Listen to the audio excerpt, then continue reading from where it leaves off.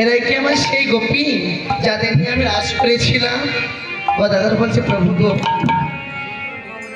হয়তো বা গোপী তুমি পেয়েছো, কিন্তু রাসের জন্য তো আরো কিছু প্রয়োজন।